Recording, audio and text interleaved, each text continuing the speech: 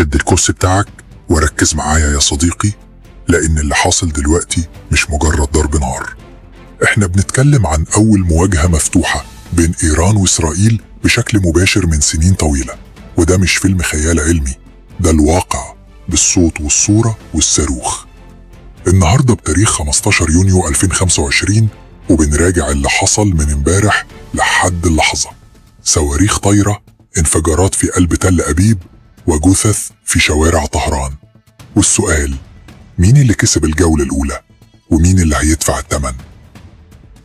يوم السبت 14 يونيو 2025 بدأت أول موجة تصعيد بعد قصف إسرائيلي على مواقع نووية جوه إيران.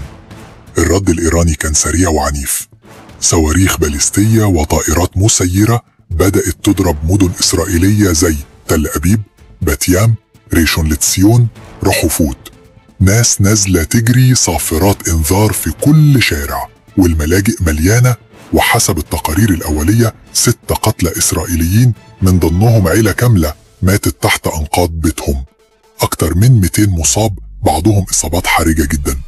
وسائل إعلام إسرائيلية زي هآرتس وتايمز اوف إسرائيل قالت إن دي كانت أكتر ضربة موجعة من أيام حرب أكتوبر.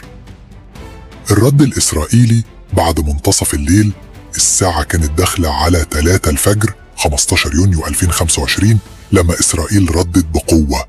غارات جوية منظمة ضربت أكتر من 8 مواقع حساسة داخل طهران، منها منشآت دفاع جوي ومخازن صواريخ وأماكن بيقولوا إنها فيها ضباط من الحرس الثوري.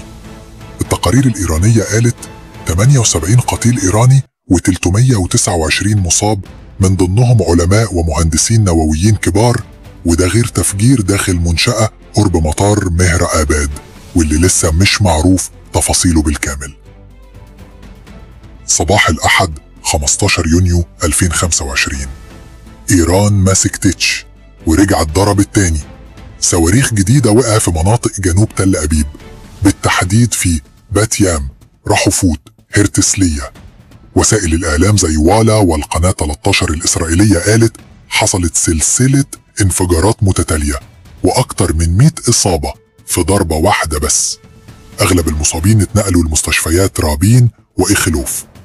الجو بقى رعب حرفيا، الناس بتجري في الشوارع، البيوت بتتهز، والصحفيين بيصوروا وهم مستخبيين في عربياتهم.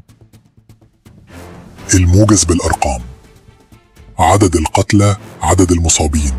إسرائيل 9 قتلى، وده غير الدمار اللي في البنية التحتية والخسائر الاقتصادية اللي لسه محدش قدر يحصيها. أكتر من 329 مصاب، وده غير الدمار اللي في البنية التحتية والخسائر الاقتصادية اللي لسه محدش قدر يحصيها.